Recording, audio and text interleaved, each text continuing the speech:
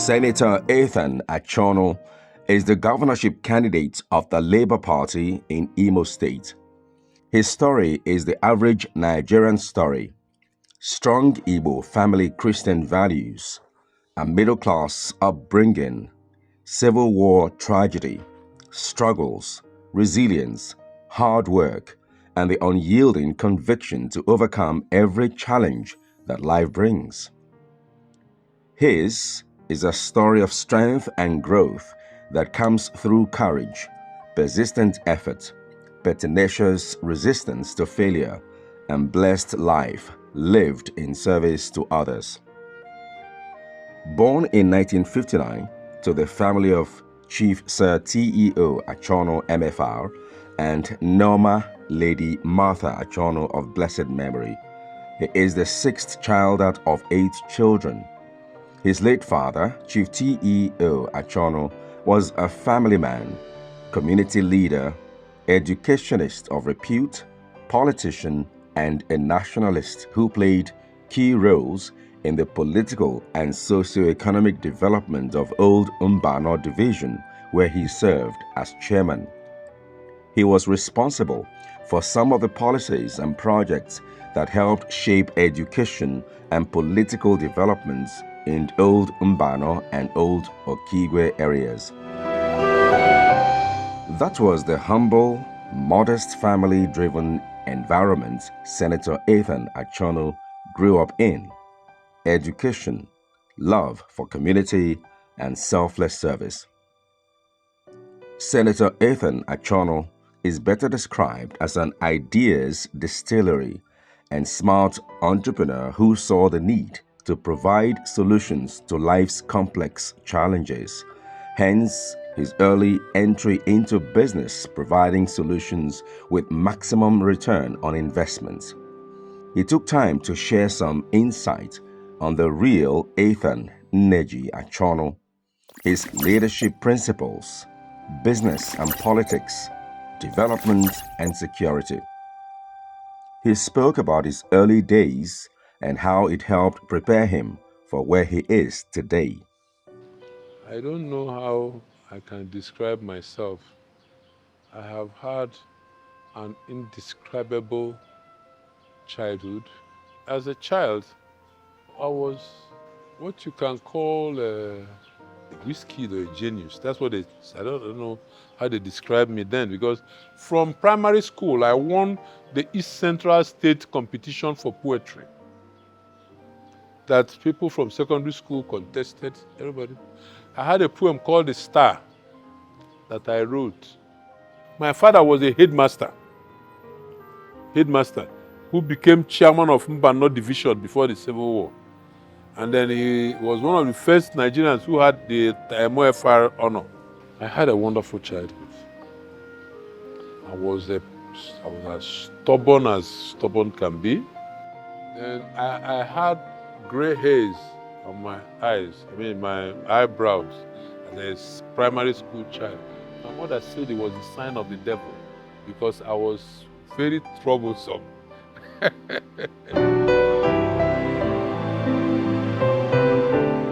During the Civil War, I volunteered. I was one of the first persons to volunteer into the civil defense during the Civil War when it started.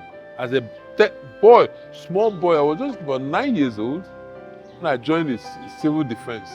I trained and became an instructor. They were humoring me because I was so committed. So, the commandant made me an instructor at that age. But now, from hindsight, I now realize that he saw a lot of potential in me from what things I was saying, suggestions I was making. I joined the boys' company. After I was dissolved, I started developing plans to protect Igbo land, that from conception to actualization, they could work. I designed underground bunkers for kids when they started killing the Biafran Boys Brigade. So you can hide in a cassava mound, you could build an underground bunker and stay there. I designed it. I designed clothes with leaves you could wear at night, blend with the forest. My life has been a spiritual journey. because I can't understand how I survived everything. I remember when we were washing bottles that they were using to make fish bombs, bottles. So I accidentally fell on one broken bottle of beer, and it caught to my bum. It was just an inch from a nerve that could have ended my life. 2 days to the end of the Civil War, I had a grenade. It exploded, killed the regimental police sergeant that was far from. I had it in my hand. It blinded my ADC. Just took my arm.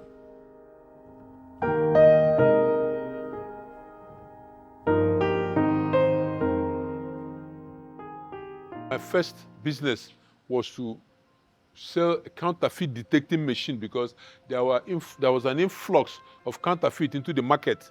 So late Chimezie Ikazo imported counterfeit detecting machines, and the container fell into the sea.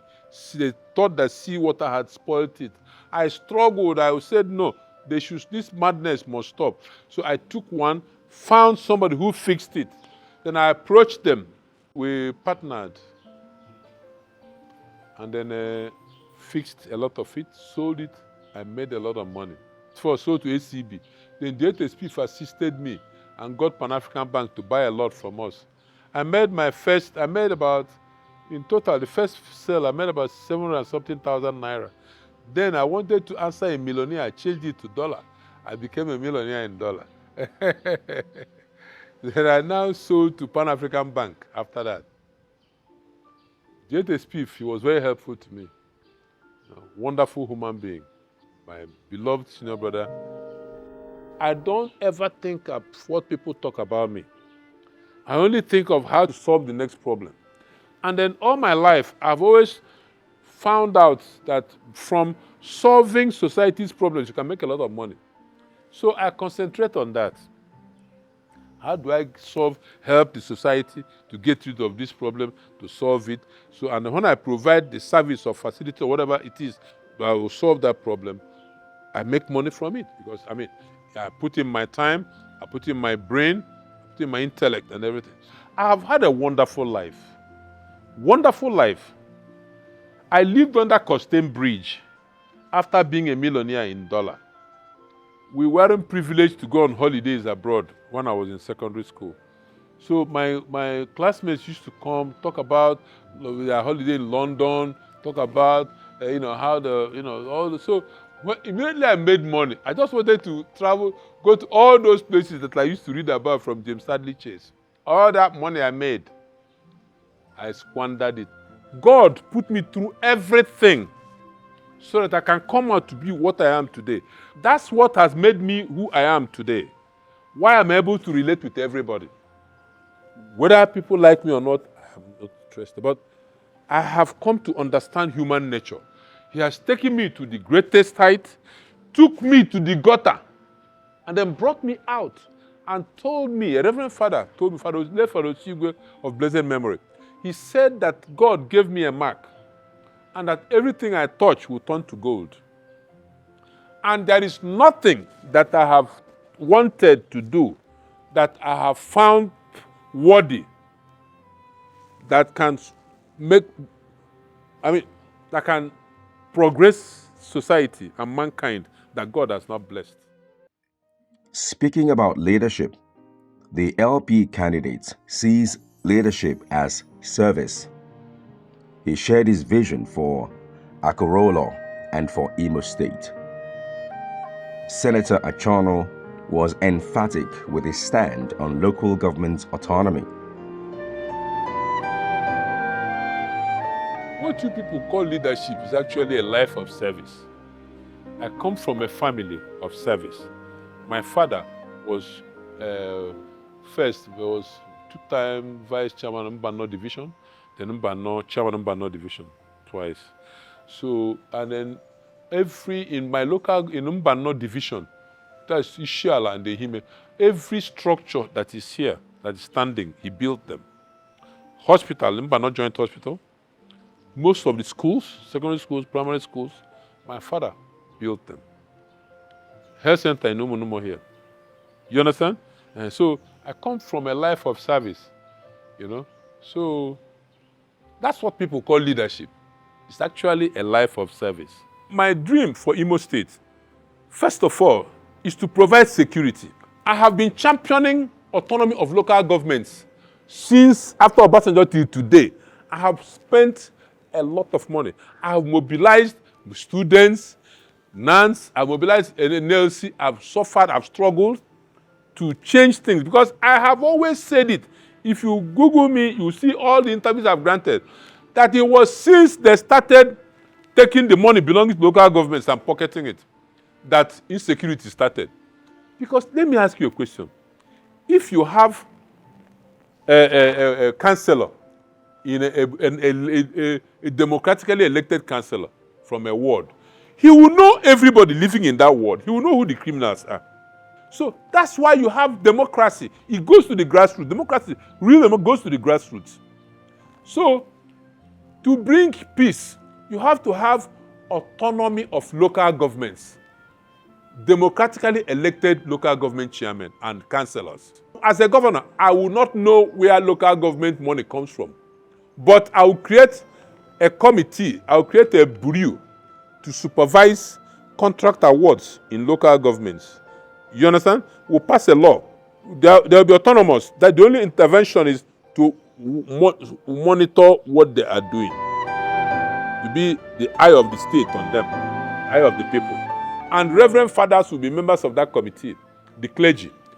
And the traditional rulers will be present in that committee. So they will see what every local government chairman is doing, whether he's doing the wish of the people or not. That's the extent of my involvement in local government affairs. Akuruoulo, inspired by Senator Achonu, is built on 7 key focal areas: security, infrastructure, education, agriculture and tourism, manufacturing, employment, and excellence in leadership. I have been preaching Akuruoulo for the last 20 years. I've been asking Igbos to come home and invest. They have developed Lagos. They have developed Kano. Igbos. They have developed Abuja. Igbos are the only people developing the entire Nigeria. And they've abandoned their homeland. Why? Because criminal elements are emerging as their governors. So all they are out is to loot, and go and stash it in foreign lands. Do you understand me? So they're not encouraging investors to come in. They don't. If you come to invest, they will fight you so that you don't endear yourself. They think you're coming to run for governor, so you don't endear yourself to your people. That's what is happening in Igbo land.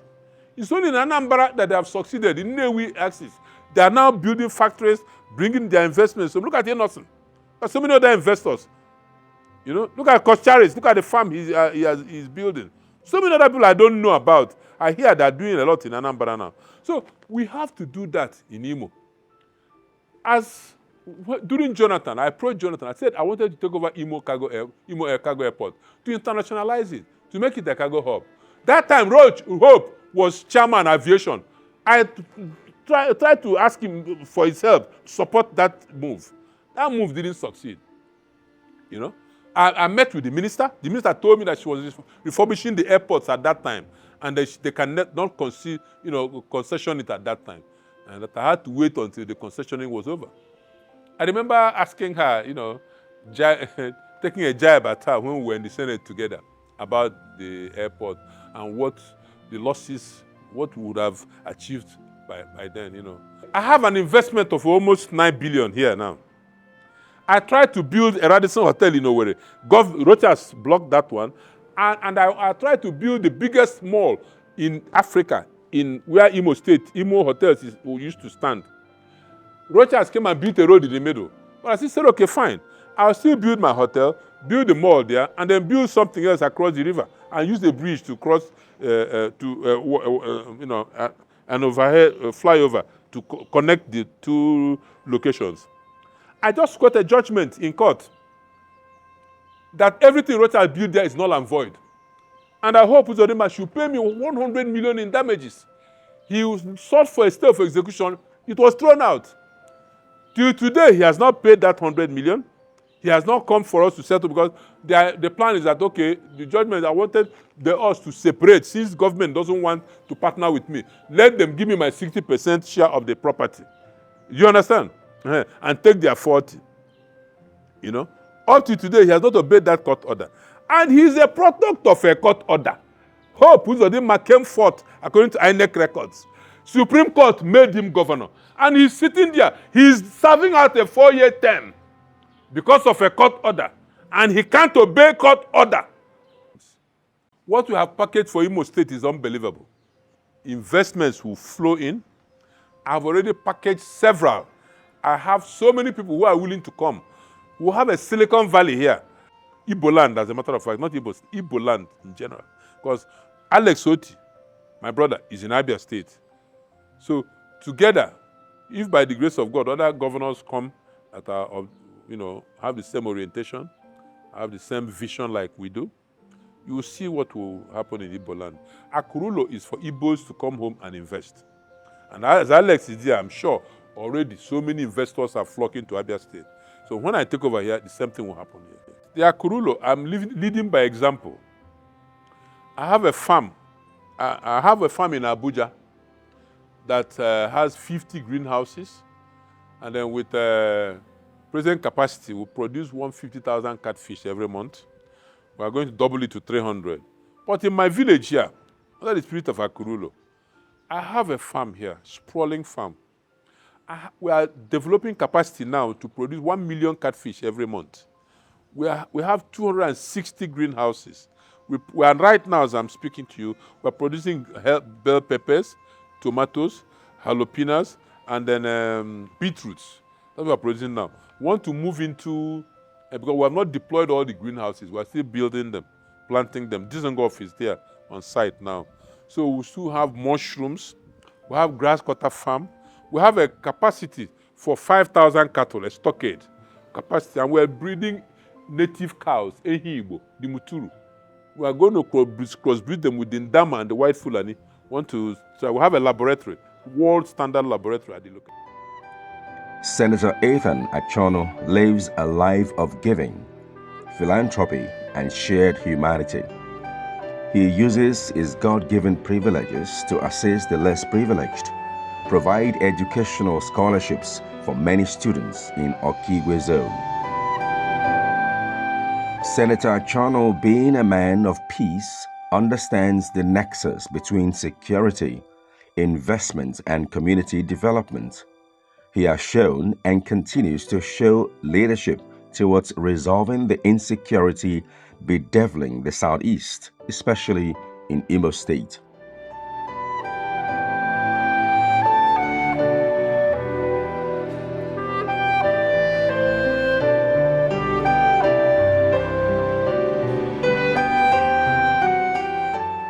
I volunteered. I called the IG of police.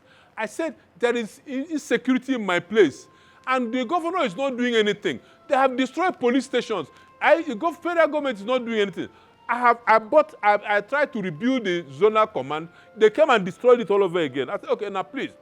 Policemen said if I can protect them, that they don't have any APC. And you have abandoned APCs. Let me fix them. I bought a place, they burnt him and Bano police station. I bought land now. In fact, I bought 2 locations. So that you choose one, I rebuild the police station. I offered to rebuild the one in Hituboma. I have even awarded a contract for that zonal command. And up till now, nothing has happened. I now approached Innocent when I agreed with the IG that out of the 9 APCs, I'll fix them. And you allow me 5 to cover Okigwe zone so that we can rebuild all those police stations, so that we can put policemen there and safeguard their lives. Because these policemen, they have mothers, they have children, they are human beings, they are being slaughtered everywhere. So I paid Innocent 100 million out of this 160 million from my personal resources, not from security vote of government house. From my personal resources. And do you know what? After we fixed 5, they now told me they don't have driver. They released only one to me, only for me to see on election day. I saw these APCs I'm more personnel careers moving around with House of Assembly members inside them and government officials to rig election.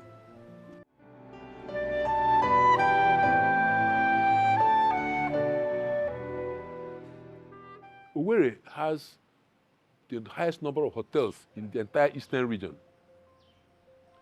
And it does not have any economic activity to support the fact that every weekend all the hotels are fully booked. You will not find hotel space because there's peace, there's a vibrant nightlife.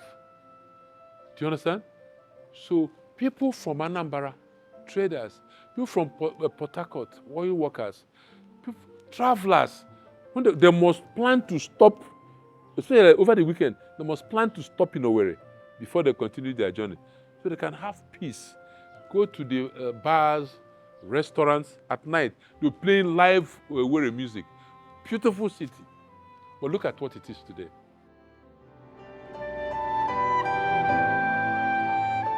And start a process of restoration, because it's going to be a long, drawn process, because the wound is very deep. So it has to heal gradually and come back to its former glory. People don't know me. Some tag me 419, even say that Hope Uzodimma gave me $1 million. Excuse me, what is $1 million? Is it, I mean, you've come to my house, you've been to my farm, you've seen my investments. All I will tell the youth, this country belongs to them. I have supported their struggle. I have supported NANS.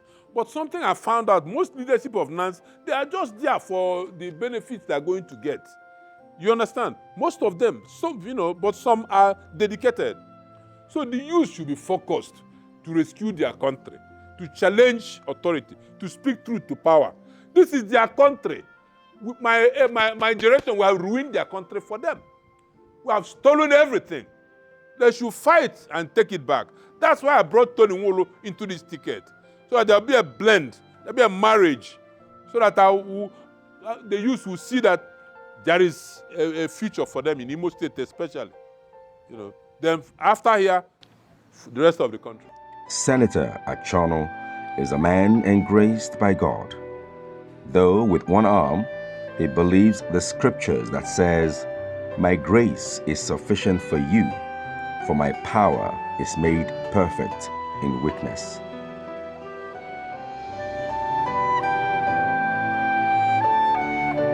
I'm physically challenged. Yes, I'm not a disabled person. I'm just physically challenged. As a matter of fact, in the land of 200 men, a 100 man is a king. That's my belief. Do you understand me? And that, in fact, I'm going to be the first 100 governor in Nigeria, in Africa. In fact, in the entire universe, I'm going to be the first 100 governor. Against all odds, Athan Nneji Achonu is here to take back Imo. Interestingly, I'm the first person who lives in Imo State, who has invested in Imo State, schooled in Imo State, who is going to become governor for the first time in the history of Imo State. So everybody is rejoicing. I almost single-handedly built a church in Egbeada Federal Housing Estate. While I was living there, I tarred the road, Federal Housing Road, because I was driving convertible, I was driving low cars. I had a 600 Mercedes convertible. So I built it. They said I was 419. And because they said, how can an individual build tar road? That was the rumor then. That man must be a 419. How can I tarred it because my cars couldn't go home any longer. And government was not helping matters. So I had to tie it. Happy birthday, the incoming governor of Imo State.